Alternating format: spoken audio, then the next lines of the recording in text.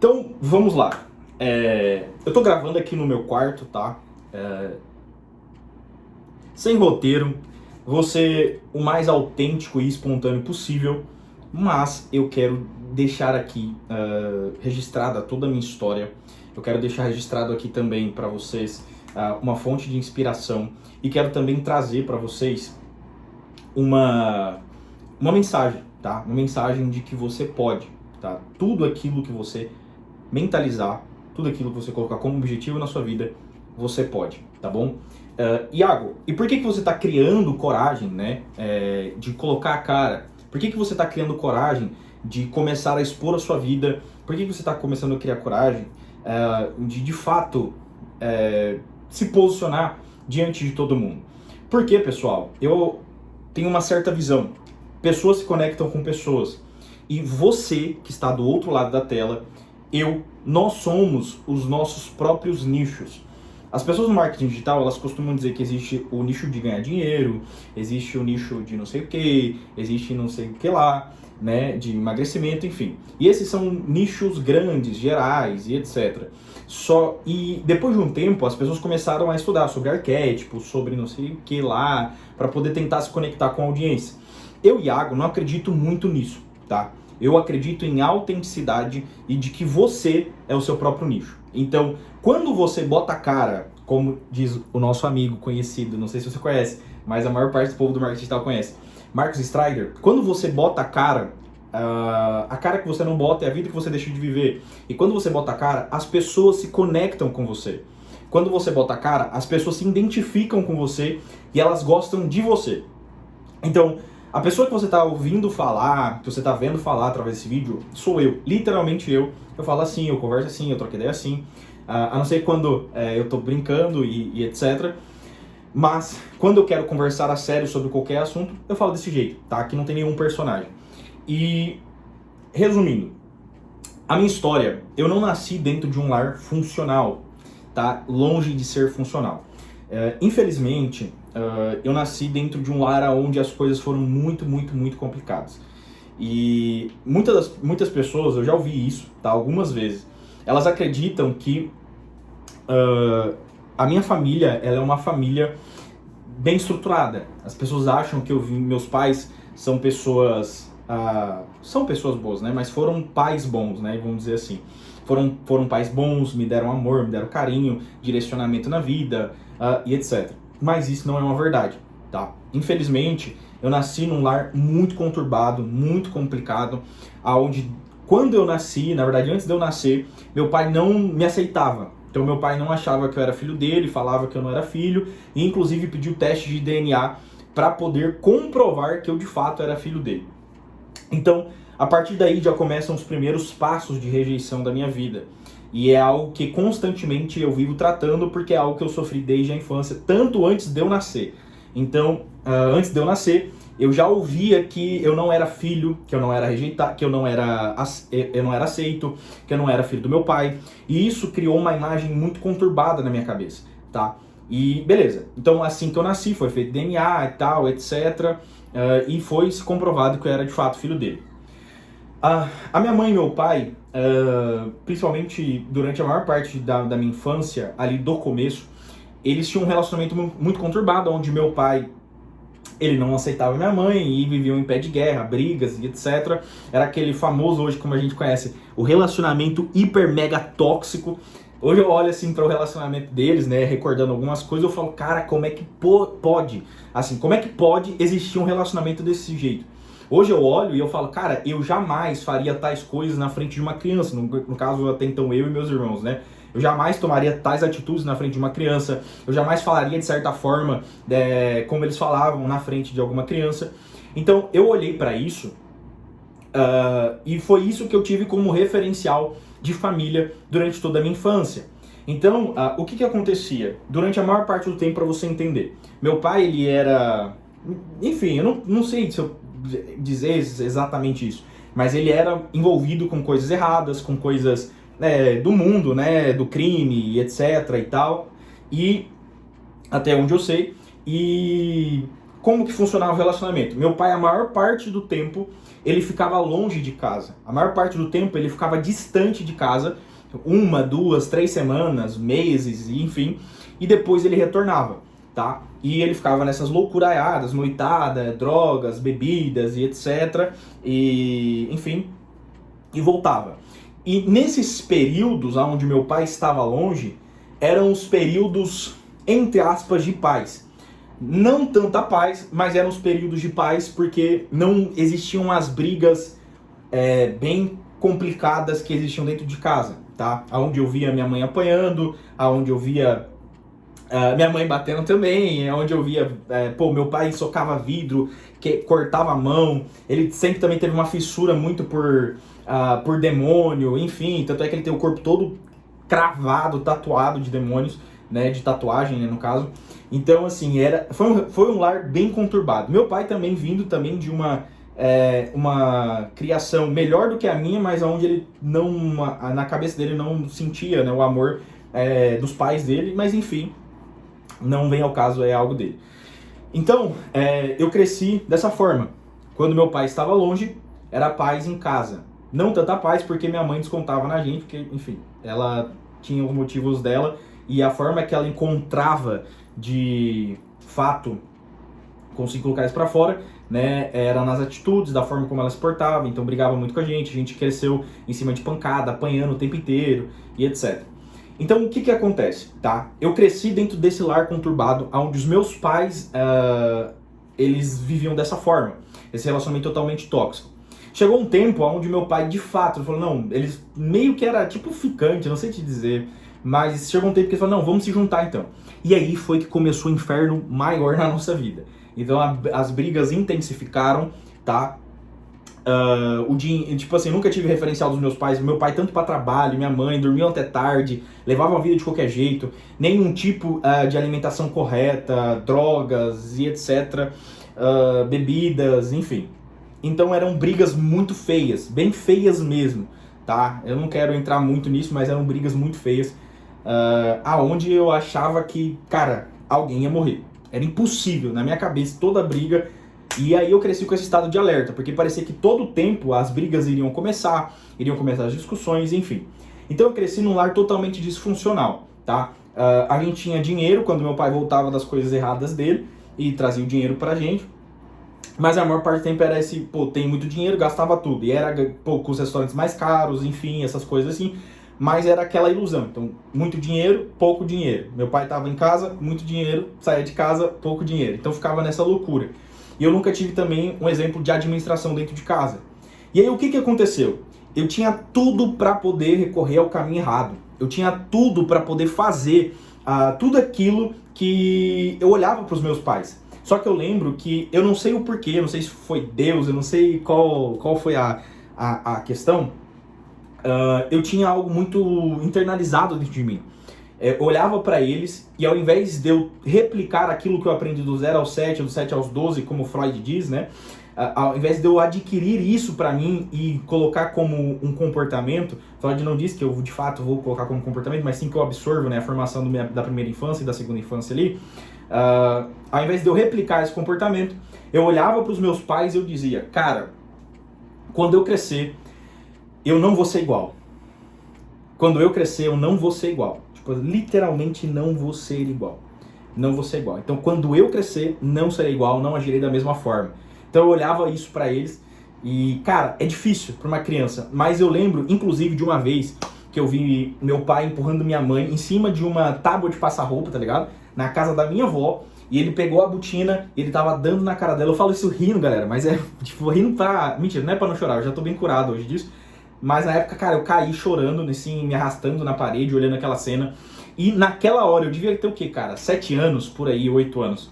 Eu lembro que eu olhei e pensei, quando eu crescer, eu não serei dessa forma. Eu tratarei as mulheres, né, no caso da minha mulher, a minha mulher, de forma totalmente diferente, né, com quem eu me relacionasse. Então, eu criança, eu pensei dessa forma. Então, eu sempre criei esse padrão de ir ao rumo contrário. E aconteceu que eu jogava bola, né, enfim, treinava, cheguei a passar em bases, já joguei até fui pra base do Fluminense, né, jogar, fazer testes, enfim. E nesse período, eu tava jogando bola e foi aonde eu conheci Deus.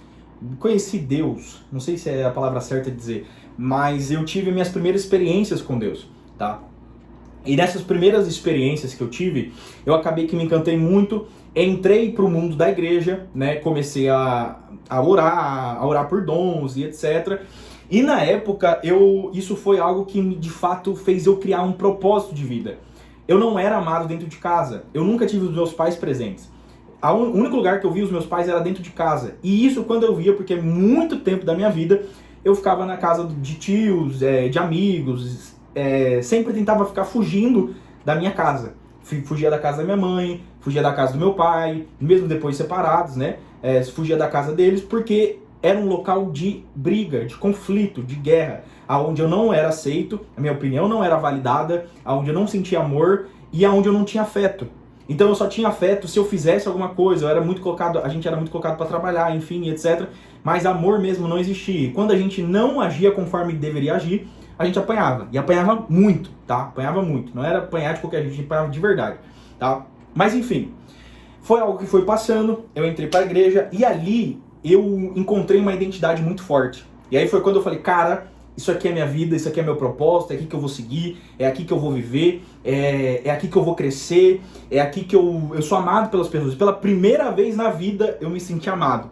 Nem no futebol eu era amado. Eu era uma pessoa que eu sempre fui muito difícil. Eu tentava, hoje, né, depois de fazer terapia, a gente vai entendendo muita coisa. E eu tentava replicar o ambiente da minha casa, eu tentava replicar em todos os lugares, seja na escola, seja no futebol. Então eu tinha muita dificuldade de fazer amizade, eu tinha muita dificuldade de fazer amigos, ainda tenho até hoje. Então eu tinha muita dificuldade de agradar as pessoas, eu sempre queria ser o oposto, do contra, porque eu precisava replicar o ambiente que eu via dentro de casa. Então eu não podia ser amado, eu não podia concordar com as pessoas, eu tinha que sempre estar em conflito com todo mundo. Então eu não conseguia ser amado no futebol, eu sempre fui muito bom, sempre fui alto, só que na hora que chegava na hora da pressão, né, na hora de jogar mesmo, de ir pra cima, de fato se expor à pressão, eu travava. Eu ficava com medo do conflito, porque eu tinha medo de conflito. Óbvio, dentro de casa era conflito o tempo inteiro, eu tinha que ficar alerta o tempo inteiro, conflito o tempo inteiro, briga, quebração de vidro, pancadaria e etc. E eu tinha que ficar alerta o tempo inteiro, então eu tinha muito medo de conflito. Beleza.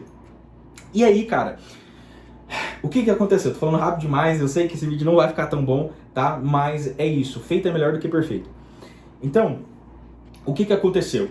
Depois de toda essa história no futebol, enquanto eu estava jogando bola, eu conheci a palavra. E eu comecei a ministrar. Eu comecei a ministrar muito cedo, com 13 anos. Minha primeira ministração foi na cidade de Sertãozinho, São Paulo. Então foi quando eu ministrei a primeira vez. E ali, um menino novo, ministrando na igreja. Pô, cara, todo mundo amava. E aí foi quando eu olhei e falei, cara, existe um lugar onde eu sou aceito. Existe um lugar onde eu sou amado.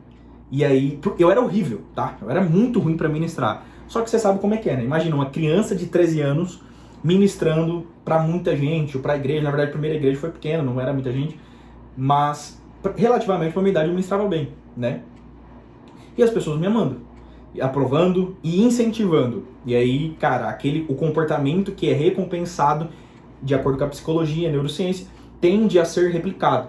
E aí eu fui replicando, fui melhorando, fui modelando pregadores, ministros, né, que eu olhava como referência, como exemplo, e eu fui replicando. Pra vocês terem uma ideia, com 14 anos, tá? Hoje eu olho pra crianças de 14 anos e falo, cara, com 14 anos eu tava pegando um ônibus para viajar sozinho para ministrar em outras cidades, a convite de outras igrejas, e eu nem sequer sabia quem me esperava do outro lado.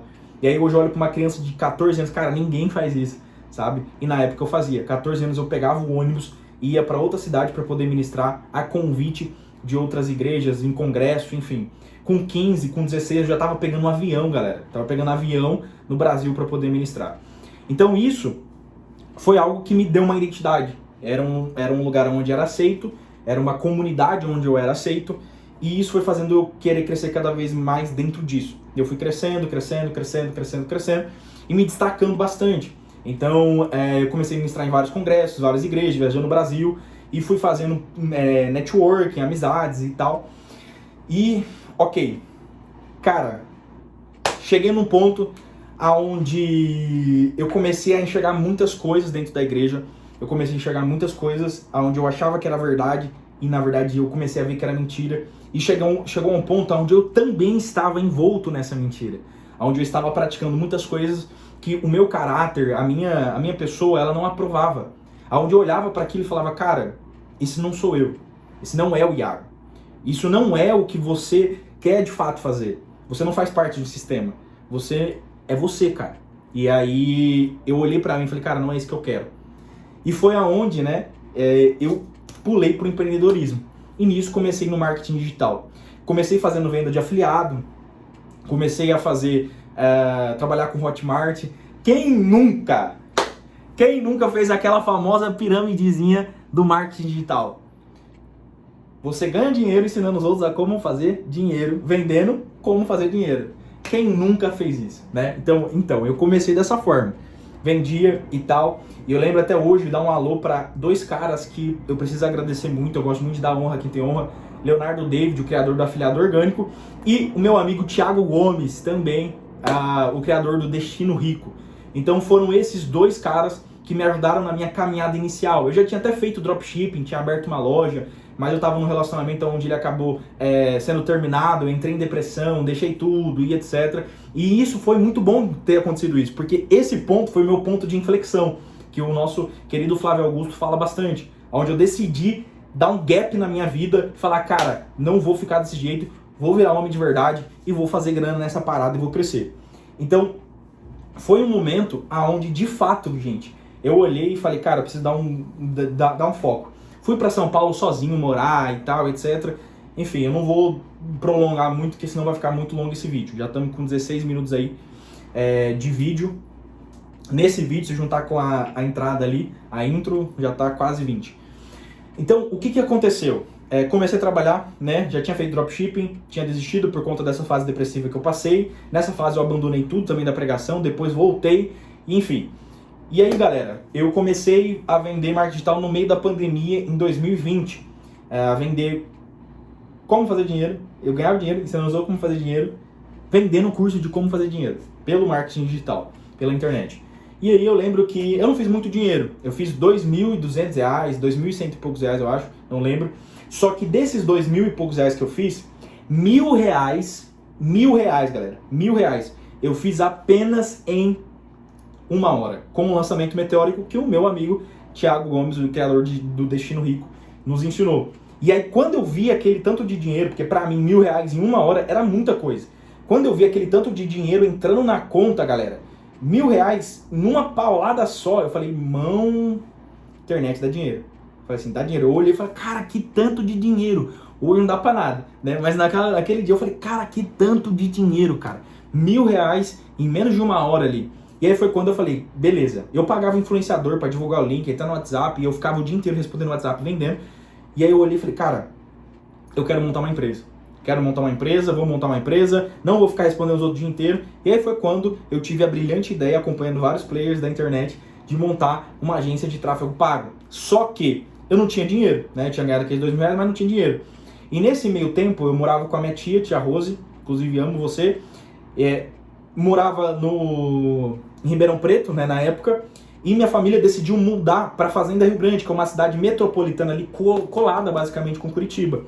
E foi quando a gente mudou.